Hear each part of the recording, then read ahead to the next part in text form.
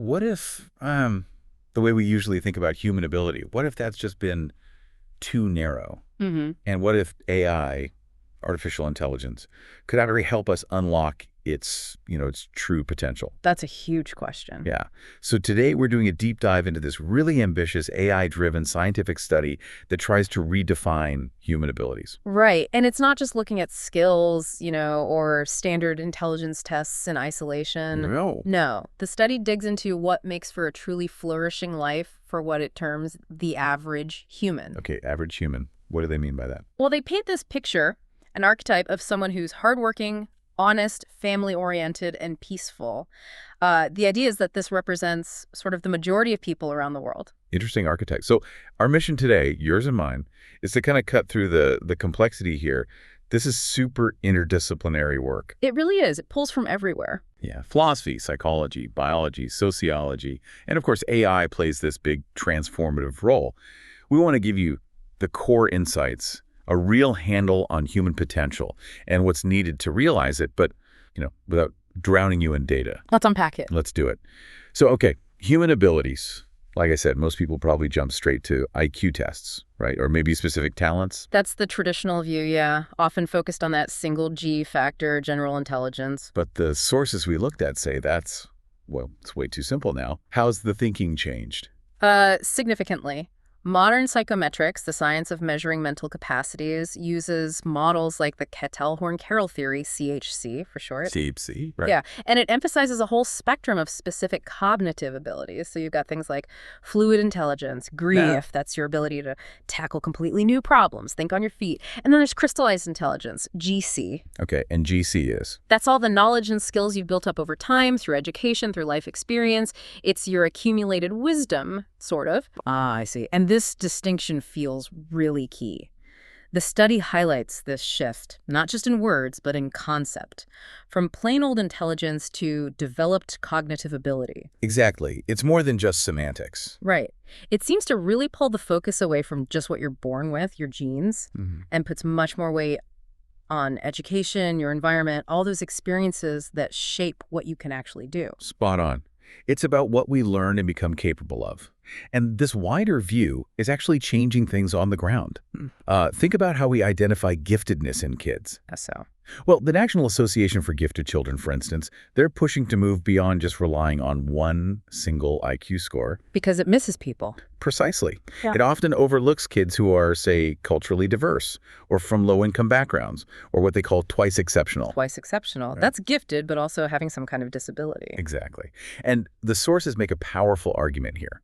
Not identifying and nurturing that potential, wherever it is increasingly being framed as a civil rights issue. Wow. Okay, so it's about fairness and potential across the board. Absolutely. But to really grasp what abilities lead to a good life, we also need a kind of philosophical anchor. And that's where? That leads us to Amartya Sen and Martha Nussbaum. They developed something called the capability approach. Capability approach, okay. Yeah, it's a framework that basically critiques just using economic numbers like GDP to judge how well a society is doing. It argues those numbers don't tell you about the real quality of people's lives. That makes intuitive sense. GDP can go up while lots of people are struggling. So what's the core idea in this approach? It makes a really crucial distinction between functionings and capabilities. Functionings versus capabilities. Right. So functionings are the actual things a person manages to do, or B, like, are they actually educated? Are they actually well-nourished? These are realized outcomes. Okay, the end result. Right. Capabilities, though, are different. They're the real opportunities, the genuine freedom a person has to achieve those functionings. It's about the choice and the possibility. The freedom to achieve. That distinction feels powerful. Can you give an example? Sure. The sources use a couple of good ones. Imagine someone has access to food, plenty of it, but maybe they have a metabolic disorder.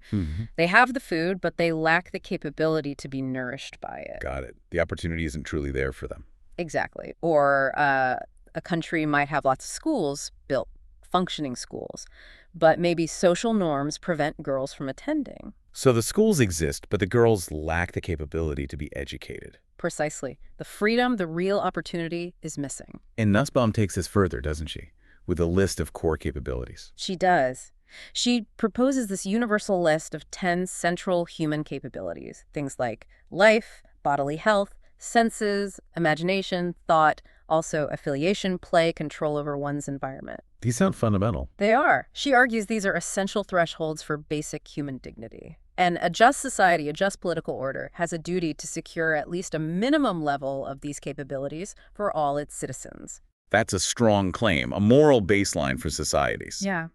And this philosophical idea finds echoes in psychology, too. You see it in the human potential movement, and maybe most famously in Maslow's hierarchy of needs. Ah, Maslow's pyramid. Physiological needs, safety, love, esteem. Right. His core idea was that you have to meet those basic needs, food, shelter, safety, before people can really pursue those higher level goals like self-actualization, realizing their full potential. Those basic needs enable the higher capabilities. So the foundations have to be there. Absolutely. And then you have people like Martin Seligman, the founder of positive psychology, his PERMA-H model. PERMA-H. Let's see. Positive emotions, engagement, relationships, meaning accomplishment and health. That's the one. Seligman's work gives us ways to actually measure and foster well-being or flourishing. The study suggests PERMA-H is like an operational version of Nussbaum's capabilities. It makes those abstract goals more concrete and measurable. Okay, so pulling all these different threads together, the psychometrics, the philosophy, the psychology, what's the big picture definition of a science of human abilities that the study lands on? It proposes this really comprehensive view. It's an interdisciplinary, data-driven investigation. It looks at our biological starting points, predispositions, our culturally developed capacities, the skills we learn, and the real-world opportunities, the capabilities that we actually have. So it's biology, culture, and opportunity. All interacting. And the ultimate goal is to figure out how we can create a world where every single person has a genuine chance to realize their full potential, to flourish. Okay, let's circle back to that average human concept the study uses.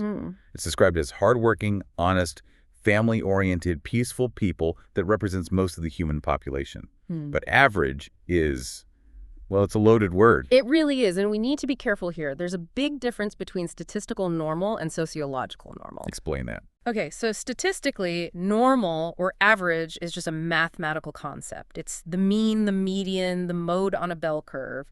It's an abstraction. You're never going to actually meet the precise statistical average person. Right, it's not a real person.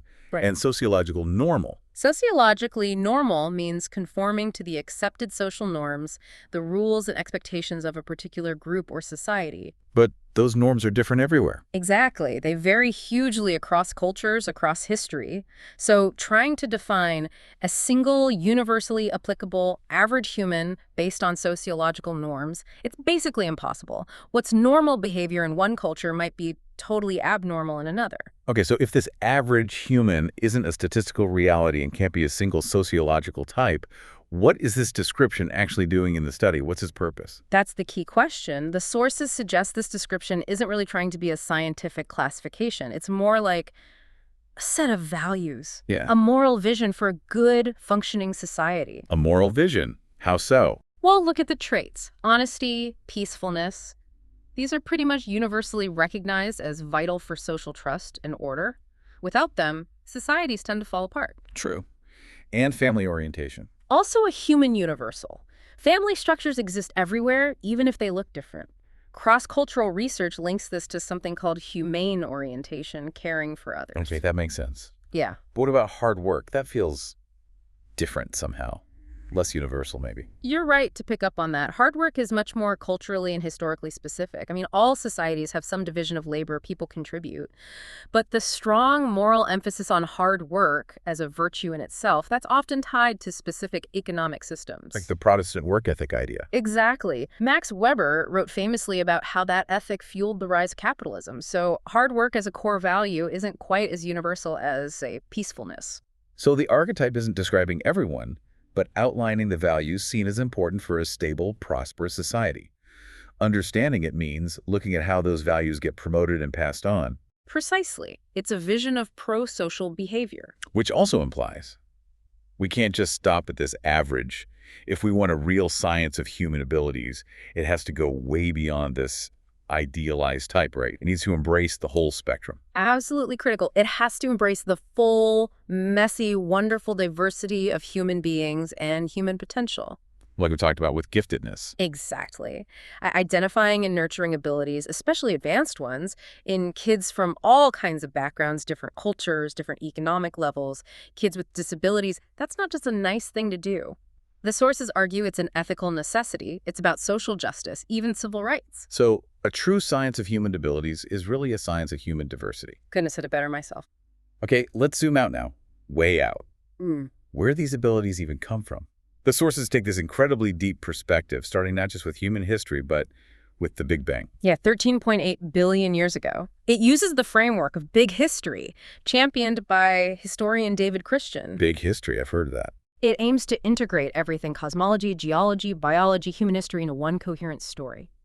It looks at these major thresholds where complexity increases, like stars forming, then planets, then life emerging. Then humans and complex societies. Exactly. And when you look at it that way, you realize something pretty profound. Our bodies, the atoms that make us up, the laws of physics and biology that govern us, they were literally forged inside stars. Wow. It situates human history not as something separate, but as a continuation of this much grander story of the cosmos and life itself. That's a perspective shift. And the intellectual tool that allows us to connect, say, astrophysics with sociology. That's E.O. Wilson's idea of consilience. Yes, exactly. Consilience, literally jumping together of knowledge. Jumping together, I like that. Wilson argued for the fundamental unity of all knowledge: natural sciences, social sciences, humanities. Ultimately, he believed all phenomena we can observe are based on material processes. Which are governed by the laws of physics, deep down. In principle, yes.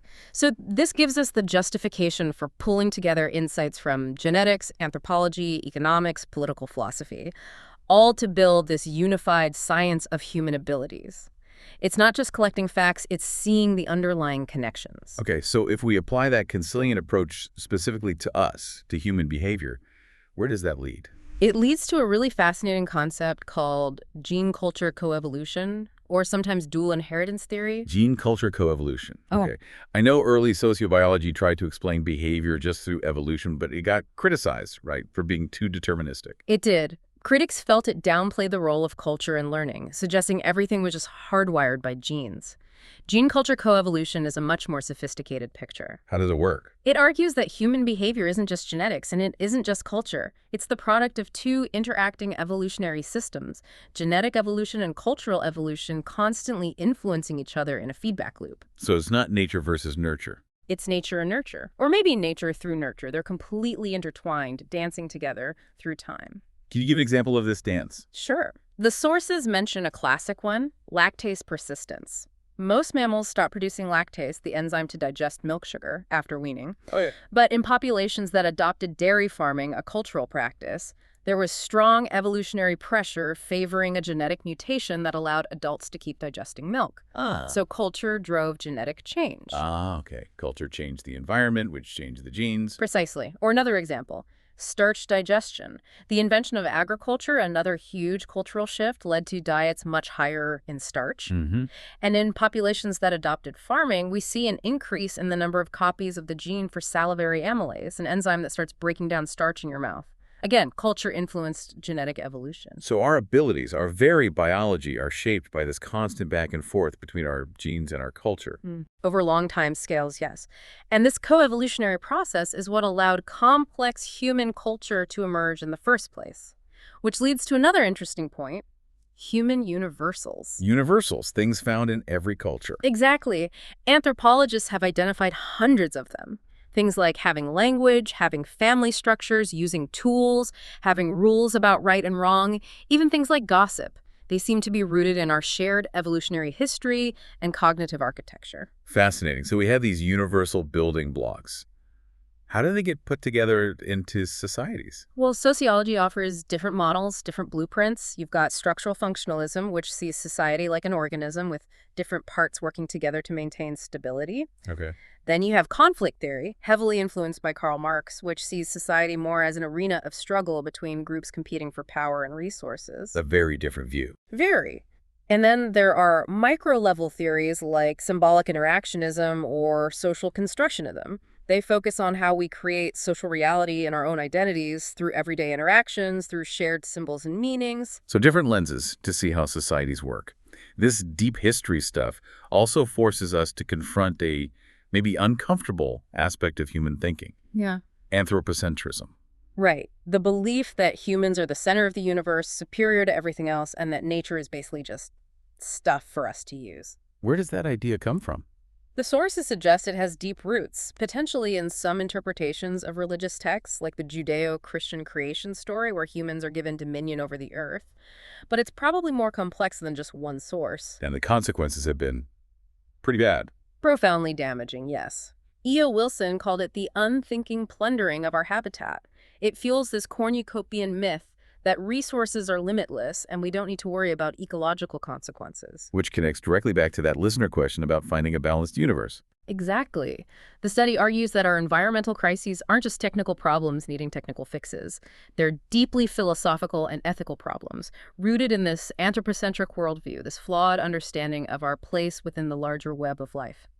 It requires a fundamental shift in perspective. Okay, shifting gears a bit, but staying with the conditions for flourishing. The study identifies these 4 key pillars that structure societies and individual opportunities: wealth, power, education, and health. Right, and they're not just individual attributes. They are systems, interconnected systems, that deeply shape people's life chances and potential. Let's start with wealth. It's obviously important, but the study looks beyond just money, right? Yes, it brings in sociological ideas of capital. There's economic capital, money, property, assets. That's the obvious one. But there's also social capital, your networks, your connections, who you know, and cultural capital, the knowledge, skills, credentials, even ways of speaking that help you navigate institutions and are valued by society. And there's a really powerful idea mentioned here, Tara Yoso's community cultural wealth. What's that about? It's a critical perspective that challenges the idea that marginalized communities lack valuable capital. Yoso identifies different forms of wealth, often overlooked or devalued by dominant institutions. Things like aspirational capital, hopes for the future, linguistic capital, multiple language skills, familial capital, kinship networks, navigational capital, skills to navigate racist institutions, and resistant capital, knowledge opposing inequality. So it reframes resilience and cultural assets as real forms of wealth. Exactly. It shows how power structures define what counts as valuable capital, which helps perpetuate inequality. And that link between wealth and power, it's incredibly tight. Undeniably, the sources quote a truly shocking statistic. The wealthiest 300 people on Earth own more wealth than the poorest 3 billion people combined. 300 versus 3 billion, that's staggering. It is, and that extreme concentration of wealth translates directly into a massive concentration of power to influence politics, shape economies, set agendas. Which brings us to the second pillar, power itself. It's the force that organizes society, right? Decides who gets what counts as fair or just. Absolutely. The listener's question about the proper human culture to elect a leader is fundamentally about the legitimate basis and distribution of power. How do social scientists think about power? Traditionally, it's seen as the ability to get others to do what you want. But thinkers like Michel Foucault offered a different view that power isn't just held by rulers, it's diffuse. It circulates through society, shapes our knowledge, our identities, our very sense of self. It's everywhere. So finding a just way to handle power is crucial. What about meritocracy? The idea that power should go to those with the most talent and effort. Well, it sounds appealing, doesn't it? Rewarding merit. It does. But the sources are pretty critical. They argue that in societies with huge inequalities baked in from the start, meritocracy can be an illusion. If access to the things that build merit, like top schools, healthcare, networks, is mostly determined by who your parents are, then it's not really based on individual merit, but on inherited advantage. Exactly. It can end up just justifying existing inequalities. So is there a better philosophical guide for thinking about just power structures? A really influential one is John Rawls' theory of justice. He proposed this thought experiment. The veil of ignorance. The veil of ignorance. Imagine you had to design the basic rules of society, but you didn't know who you would be in that society. You don't know your race, your class, your gender, your talents, your health. Nothing. Okay, so you'd want rules that are fair to everyone, because you might end up being anyone. That's the idea. Rawls argued people behind this veil would choose 2 main principles. First, the liberty principle. Everyone gets the same basic rights and freedoms. Well, liberties. Makes sense. Second, the equality principle, which has 2 parts. One part says any social or economic inequalities must be arranged so they benefit the least advantaged members of society the most. That's the difference principle. So inequality is only okay if it helps lift the bottom. In essence, yes. And the other part is fair equality of opportunity. This isn't just about non-discrimination. It means society has to actively try to correct for disadvantages stemming from social class or background to give everyone a genuinely fair shot. So a proper culture for choosing leaders, according to Rawls, isn't just about voting. It requires a fundamentally just social structure underneath it all. Yes. One that actively works to level the playing field and mitigate those unearned advantages of birth and wealth. Okay. Pillar 3, education. Yeah. You mentioned Nussbaum sees this as a core capability, and the study calls it maybe the most important way to cultivate potential. Absolutely. It's central to developing those cognitive abilities we talked about and crucial for opportunity. But the global picture here, it's pretty stark. UNESCO data tells a tough story. Lay it on us. What are the big issues? Well, first, there's the sheer number of kids not even in school. Globally, it's around 272 million children and youth. 272 million. That's huge. And the disparity is massive. In low-income countries, about a third of kids are out of school. In high-income countries, it's only 3%. Wow. And even for those in school. There's what they call the learning crisis. More than half, 56% of children globally don't reach minimum proficiency levels in reading and math by the time they finish primary school. They're in the building, but not learning effectively. So just getting kids into schools isn't enough. Not at all. And then there are the resource gaps. Infrastructure. Only about a third of primary schools in sub-Saharan Africa even have electricity. Electricity, that's basic. And funding. Low-income countries spend, on average, about $55 per student per year. High-income countries, over $8,500. 55 versus 8,500. The gap is enormous. It is. And thinking about someone like Lev Vygotsky, the psychologist, he emphasized that education isn't just about pouring in facts. It gives children the tools of intellectual adaptation, the ways of thinking, problem solving, the symbolic tools specific to their culture. So denying quality education is denying them the core tools to participate fully in their own culture and realize their potential within it. Exactly. It's fundamental. Which brings us to the 4th pillar, health. Maybe the most fundamental capability of all, bodily health. You can't do much without it. It's the bedrock. And unfortunately, the inequalities here are just as profound. What does the WHO data show? Huge gaps in life expectancy. The global average is around 71 years now, but there's more than a 20-year difference between the countries with the longest lifespans and those with the shortest. 20 years. That's incredible. And here's a really sobering statistic. If we could just eliminate the wealth-related inequalities in child mortality, kids under 5 dying in low and middle-income countries, we could save an estimated 1.8 million children's lives each year. 1.8 million lives just by addressing wealth-related health gaps. Yeah. The burden of disease also looks very different. High-income countries mostly deal with non-communicable diseases like heart disease, cancer. Low-income countries still struggle massively with infectious diseases, maternal and child mortality, malnutrition. We saw these inequalities play out with COVID-19 too, right? Absolutely. The vaccination gap was stark. In over a third of countries studied, people with the highest levels of education had vaccination rates at least 15 percentage points higher than those with the least education. Access followed existing lines of privilege. So it really seems these 4 pillars, wealth, power, education, health, they're not separate issues. They're all tangled up together. Completely. They form this tightly interconnected system. Advantage in one area tends to lead to advantage in others. Disadvantage creates these vicious cycles that are incredibly hard to break out of. Making social mobility, moving up the ladder across generations, really, really difficult for those at the bottom. Exceptionally difficult. So any serious attempt to boost human capabilities and flourishing has to tackle this whole system, not just one piece in isolation. Okay, that gives us the landscape of opportunity or lack thereof. But then there's this other really deep puzzle the study tackles. It comes back to that listener's Christian. If most people are basically peaceful, basically value their own culture, why do humans break the rules so often? Why do we sometimes try to get rid of other cultures? It feels like a core paradox. It's a central tension in human social life, absolutely. Why this mix of incredible cooperation and intense conflict? Social psychology gives us some powerful tools to understand the conflict side, especially the us versus them dynamic. Us versus them, how does that work psychologically? A key theory is social identity theory from Tajfel and Turner. The basic idea is that a big part of our self-esteem comes from the groups we belong to. Our group identity makes us feel good about ourselves. Right, and it happens in stages. First, we categorize. We mentally sort people into groups, us and them. It can be based on anything, nationality, sports team, whatever. Okay, categorization. Then, social identification. We start to adopt the norms, attitudes, and behaviors of our in-group. We identify with it. We become like our group. And finally, social comparison. We tend to compare our group favorably to out-groups. We want our group to seem better, which boosts our own self-esteem. We seek positive distinctiveness. And this can happen really easily, right? Tajfel did experiments. Yeah, the famous minimal group paradigm studies. He assigned boys to groups based on completely arbitrary things, like whether they preferred a painting by Klee or Kandinsky.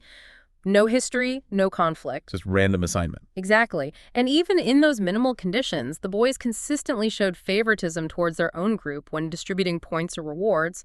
They gave more to their in-group members, even if it meant the group as a whole got less. Just belonging was enough to trigger bias. Wow. So this in-group favoritism is almost automatic.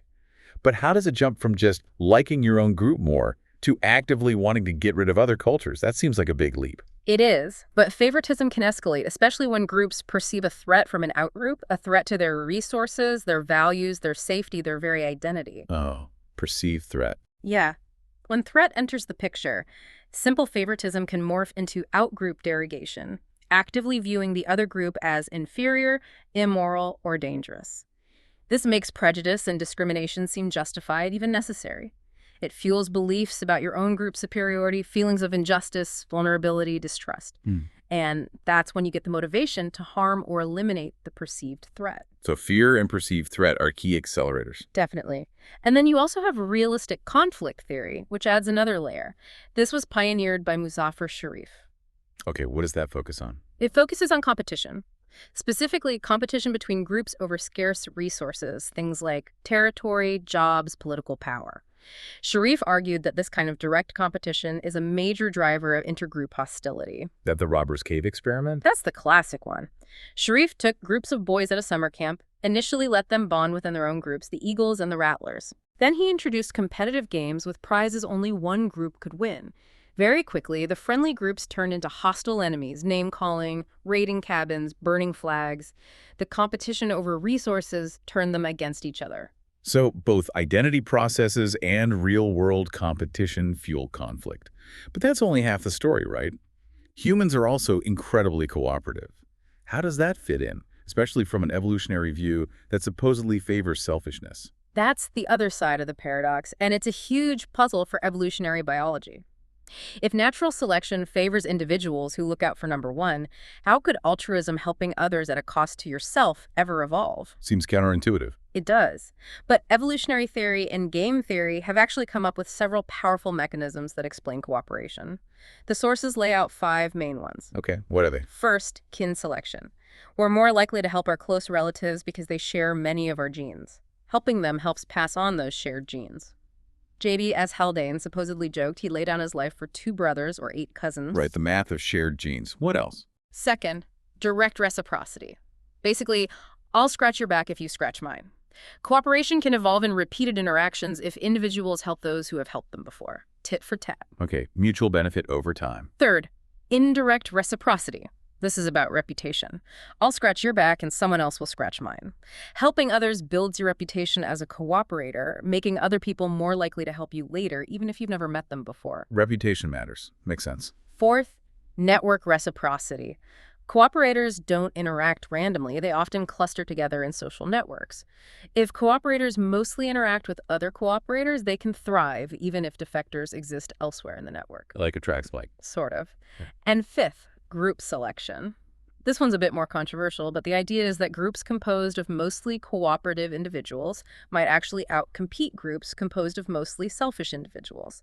Cooperation makes the group stronger, more successful, even if individuals within the cooperative group might do slightly less well than a free rider among them. So cooperation can win out at the group level. Under certain conditions, yes.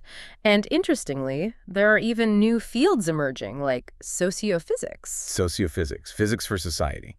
Kind of. It uses mathematical tools and concepts from statistical physics to model large-scale social behaviors, including the emergence and stability of cooperation in big populations.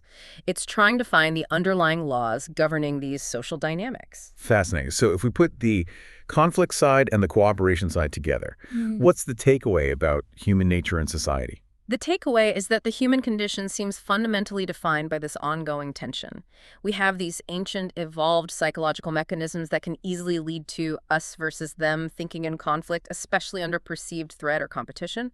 But we also have these sophisticated, evolved mechanisms that enable remarkable levels of cooperation, trust, and altruism, far beyond what most other species can manage. So we're capable of both extremes. Exactly. And all those things the listener mentioned, rules, health, ethics, human nature, societies, religions, traditions, behaviors, you can think of them as humanity's collective attempt to manage this paradox. They are our cultural technologies, developed over millennia to try and suppress the destructive tribal instincts and amplify the cooperative ones. So culture's like the software we've built to run on our evolved hardware, trying to steer us towards cooperation. That's a good way to put it.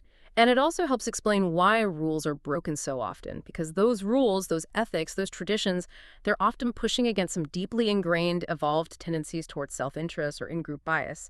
It's a constant struggle. Which brings us finally to the future and the role of AI. The study doesn't just use AI as a topic. It sees it as a powerful tool for understanding and maybe even improving this whole complex picture. Precisely. AI's potential here is enormous, primarily as an analytical engine to augment our own understanding of these incredibly complex human systems. How does it do that? Well, it's driving the field of computational social science, CSS. One way is through analyzing big data. AI can sift through massive amounts of digital trace data, social media posts, online transactions, mobility patterns to identify social trends, shifts in public sentiment, network structures, all in near real time. Things humans just couldn't process at that scale. Exactly. Another powerful tool is agent-based modeling, or ABM. Agent-based modeling. Yeah, here AI helps create these artificial societies. You program virtual agents with simple behavioral rules based on social theories, and then you let them interact in a simulated environment. And see what happens. Right. You can see how micro-level behaviors scale up to produce macro-level patterns, like the spread of cooperation, the emergence of social norms, or even the escalation of conflict.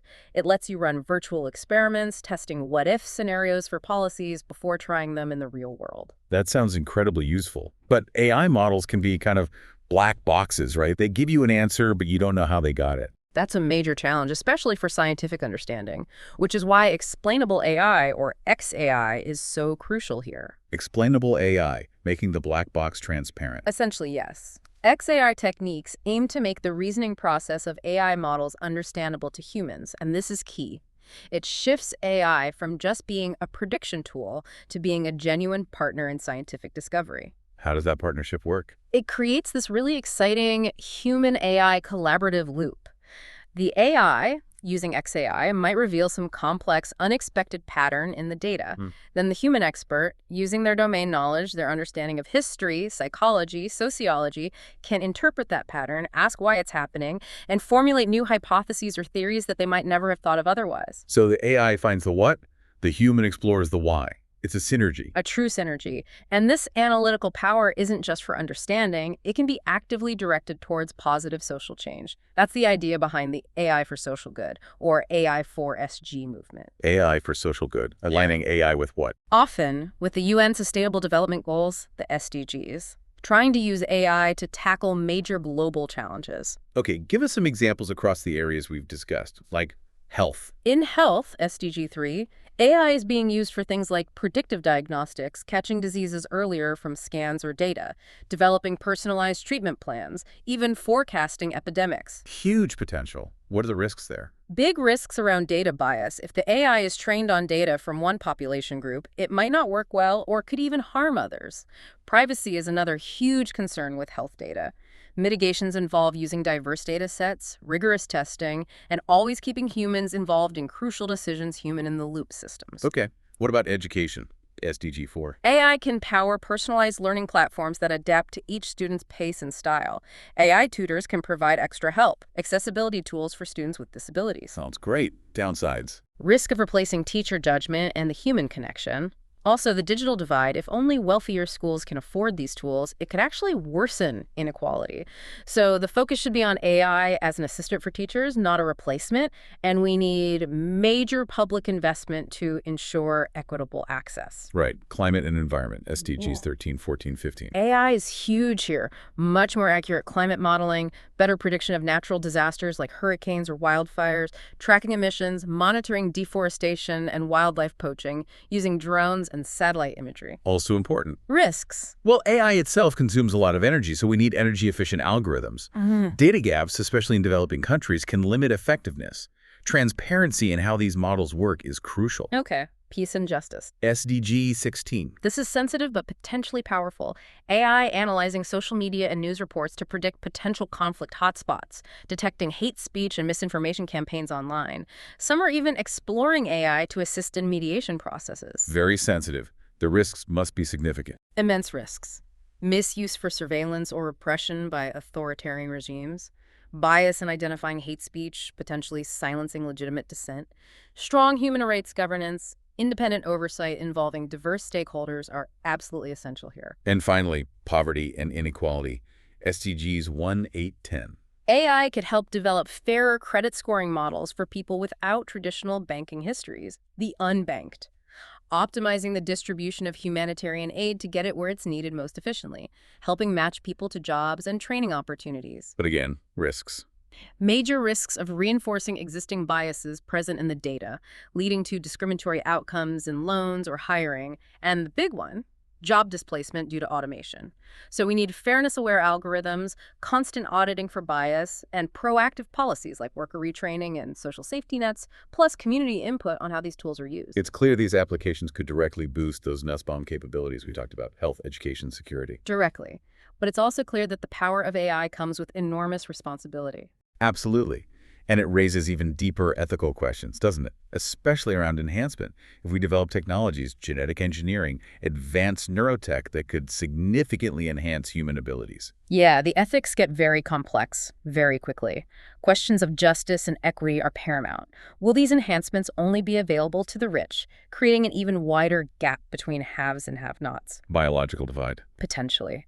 And profound questions about safety, unforeseen consequences of altering human biology, and even about human dignity and agency. Does radically enhancing ourselves change what it means to be human? A science of human abilities can't ignore these ethical dimensions. It has to grapple with them. It cannot be value neutral. So we absolutely need guardrails, strong ethical frameworks. What are the core principles the sources suggest should guide AI? There's growing consensus around several key principles. Things like upholding human rights and dignity must be central, ensuring fairness and non-discrimination, demanding transparency and explainability, that XAI piece, establishing clear lines of responsibility and accountability, prioritizing safety and security, protecting privacy and data, and crucially, maintaining human oversight and determination. Humans should always have the ultimate control. Okay, so based on all the potentials, the risks, the ethics, what are the final recommendations from the study for actually using AI to help build that healthy, normal, and prosperous human cultural society? It boils down to a few key actions. First, governments and organizations should explicitly adopt a capabilities-based approach when evaluating AI for social good projects. Meaning, judge the value of an AI project by how much it measurably contributes to enhancing those core Nussbaum capabilities, life, health, education, etc., for real people, especially the most disadvantaged. Okay, focus on real human flourishing outcomes. Second, invest massively in public AI infrastructure and AI literacy. Don't let AI become solely a private sector domain. Treat digital access and the basic understanding of how AI works as essential public goods, like roads or schools, to mitigate inequality. level the playing field for access and understanding. Third, foster independent, multi-stakeholder AI governance bodies. These need to include not just technologists and government officials, but also social scientists, ethicists, representatives from affected communities, human rights experts. This diverse oversight is crucial for accountability and preventing misuse. keep power in check through broad participation. And fourth, Use AI to augment, not automate, democratic choice. This is key for the electing leaders question. AI can be a powerful tool for a more informed citizenry fact-checking claims, analyzing the likely impacts of different policies, identifying and countering disinformation campaigns. So support democracy, don't replace it. Exactly. But the final choice of a leader or a policy direction, that's ultimately an expression of collective values and judgment. It's not a calculation AI can or should make for us. AI should empower human reason and democratic deliberation, never supplant it. Wow. What an incredible arc we've traced today. Really, from digging into what human abilities even means, moving beyond simple metrics. Right, through the capability approach, positive psychology. So exploring our incredibly deep history, that big history perspective, gene-culture coevolution. Confronting those stark global inequalities in wealth, power, education, health. Understanding that human paradox of conflict and cooperation, the U.S. versus them, but also our amazing capacity to work together. And finally, looking at how AI, thoughtfully and ethically governed, could genuinely help us build a future where more people can flourish. It really drives home that this science of human abilities isn't just some abstract academic exercise. It's a deeply practical, urgent, interdisciplinary quest to figure out the real conditions needed for humanity to thrive. So wrapping up, what's the final thought for you listening in? Maybe it's this. The future of human abilities, it isn't just about what we can do as individuals or even what amazing things AI can do. Yeah. The real question is how wisely, how justly we can weave those two together. How do we ensure that AI, this powerful new tool, actually serves the goal of giving every person, no matter where they start, the genuine freedom and opportunity to build a life they have reason to value? That's the core challenge. This science of human abilities, especially when augmented by AI, it's not just a field of study. It feels more like a call to action, a call to consciously shape a more just, more peaceful, more sustainable world for everyone. So the final question we leave you with is, what part will you play in that grand design? This is DigitView.